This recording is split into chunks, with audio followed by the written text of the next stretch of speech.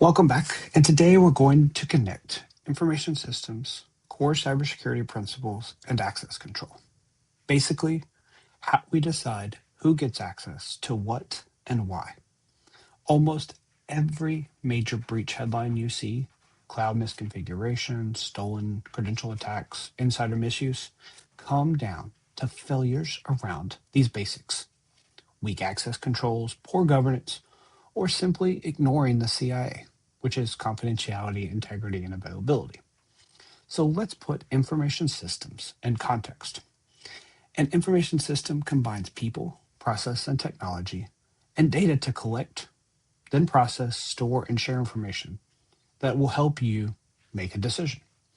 Some of the key components are people. That's our users, admins, any decision maker. The next is process. It's our procedures, our workflows, and our policies. Then we move to technology. That's our hardware, software, and the networks that we use. And then our data, which we've been discussing, is the raw facts that become meaningful information. So we go from data to information to knowledge, then to action. For example, a raw login attempt becomes a security log, which reveals intrusion trends, which then drives mitigation plans. In real incidents, SOC teams often reconstruct attacks by turning large volumes of raw data into knowledge and into action, blocking the IPs, resetting credentials, and revisiting our policies. So let's now dive into information systems with business operations and cybersecurity. Information systems drive our day-to-day business, efficiency through automation, communication via email, chat, and collaboration tools. It helps with decision making via analytics and dashboards.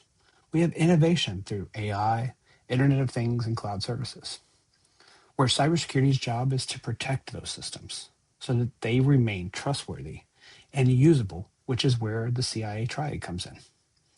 So let's discuss the CIA triad with information assurance. First is confidentiality. It means permitted authorized access and preventing unauthorized disclosure, such as personal identifiable information, personal healthcare information, or other sensitive or classified documents. Challenges include users on untrusted devices, guest access, our mobile apps, which are pulling data in an uncontrolled environment. Where integration means the data is complete, it's accurate, it's consistent, and it's useful for its purposes. And this idea also applies to systems, their processes, as well as even the actions you and I take. We compare against a baseline. If the current state differs than the expected baseline, we treat it as an integrity issue. And finally, availability. It's timely, reliable access for authorized users such as you and I, aligned to our business requirements. Critical systems might have strict SLAs and recovery objectives, while less critical ones don't need 24/7 uptime. We can look over the last numerous outages around major SaaS and cloud services and how they show how availability issues quickly become business and reputation issues. Organizations need to treat resilience as a core security concern, not just an IT ops issue. Now let's move into authentication, MFA, non-repudiality, and privacy. To enforce these, we must think about the integrity and availability while relying on authentication and the additional concepts. So let's talk a little bit about that right now. Authentication answers who you are. Something you know, such as a password or passphrase, something you have, that could be your FIDO token or a smart card, or something you are, which is the biometrics. Think Windows Hello or your biometrics on your iPhone. Single factor authentication is a single category. MFA uses at least two different factors and is now a baseline expectations for almost all of our accounts, especially our sensitive ones. Now let's talk about non-reputability. This prevents someone from denying actions, such as signing, sending, or approving. Think digital signatures or signed logs. This is where comes into play. It's our individual right to control our data, which requires not just technical security, but also compliance with policies and process. Global policy laws and regulations can even apply across the borders. Recent enforcement actions and fines for mishandling user data highlight that privacy failures are both a legal and our brand risk. This is why privacy engineers and DPOs work closely with us in the security departments. Risk management. We must use risk management to prioritize what we protect. So let's identify a few terms here. An asset, that's something to protect. A vulnerability is an inherent weakness. The threat is an actor or an event exploiting your vulnerability. So think about it this way. The likelihood plus your impact is your risk. A high-level risk process looks like this. We identify any risk in our environment. We assess and analyze them with qualitative or quantitative assessments.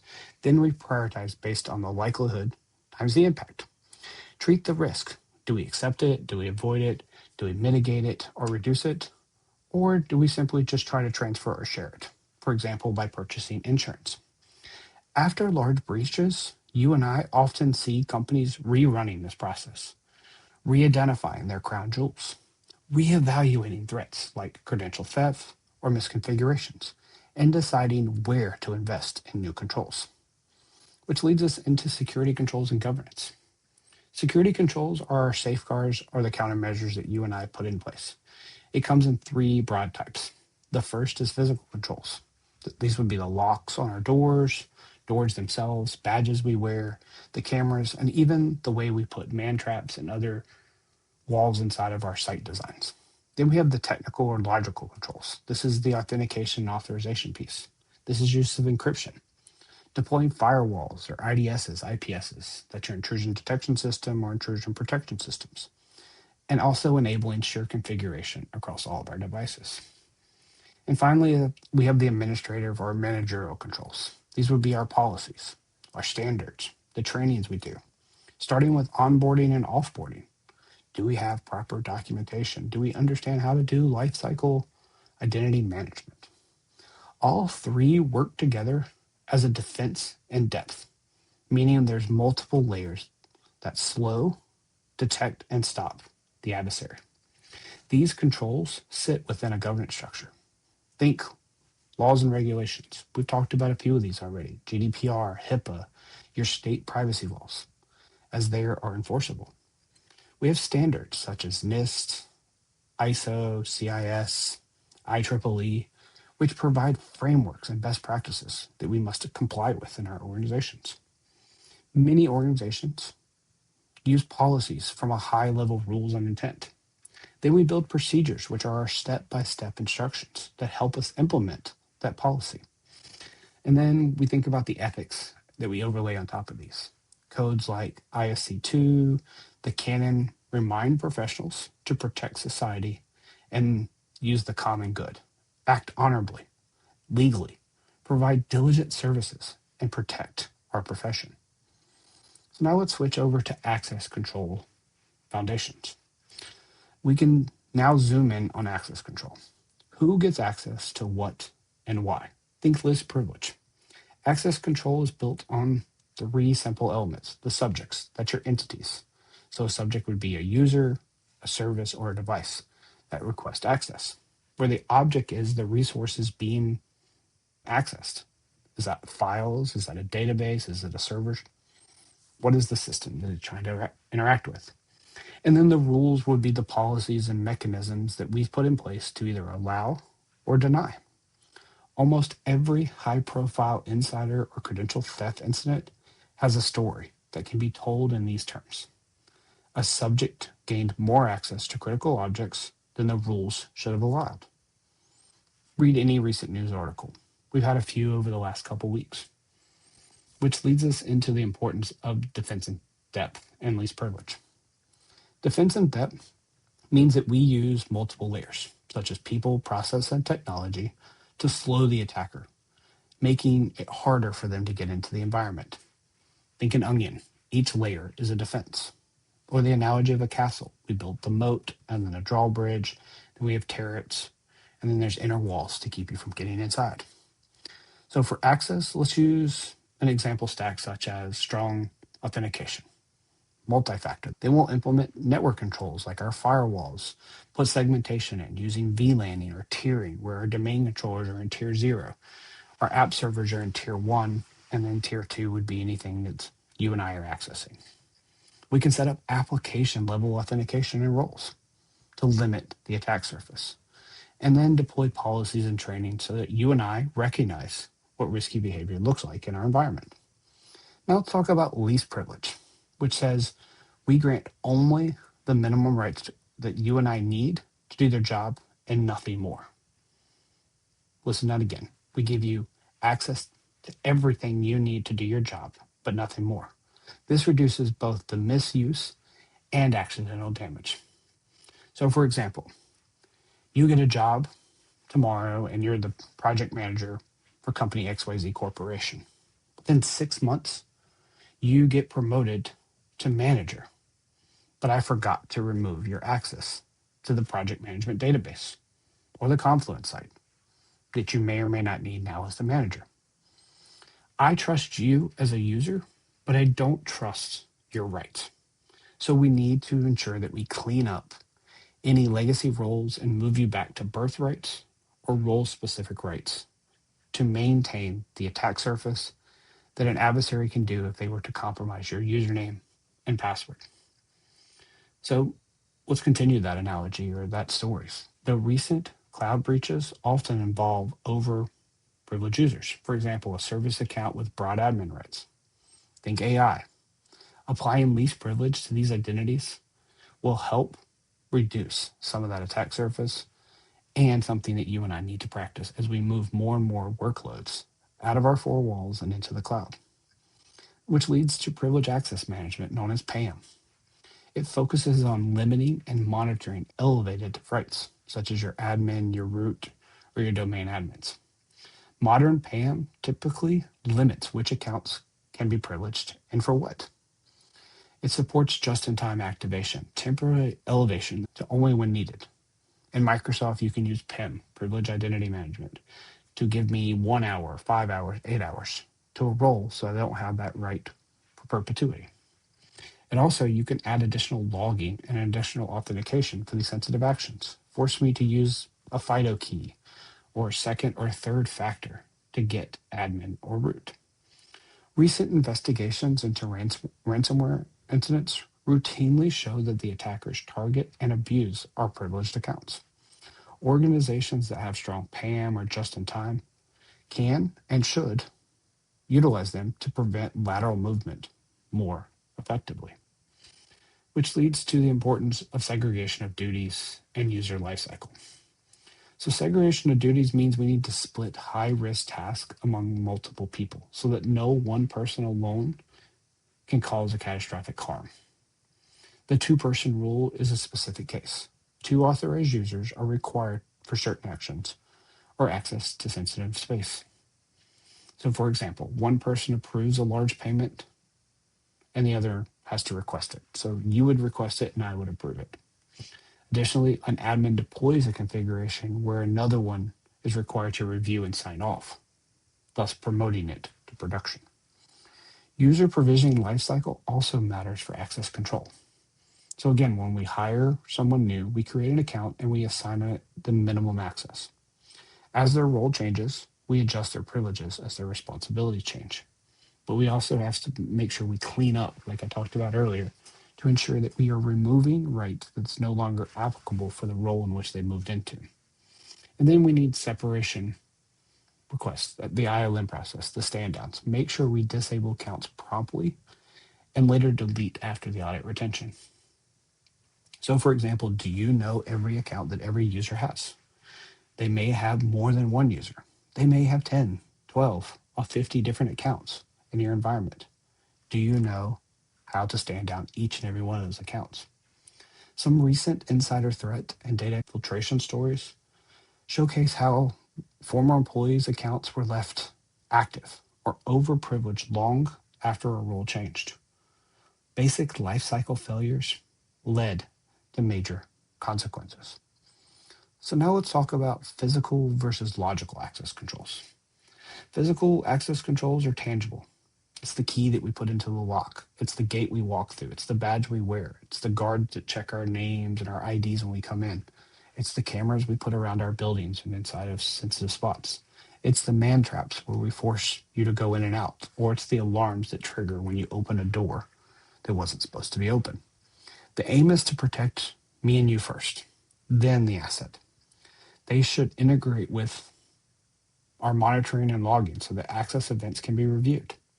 We want to be able to tell the story from end to end, and it starts with physical controls, which leads us into the logical controls. These are the electronic mechanisms such as our username and password, the tokens, our smart cards, our biometrics, and these are used to enforce system level deny or allow decisions via the operating system, applications, or our identity lifecycle management.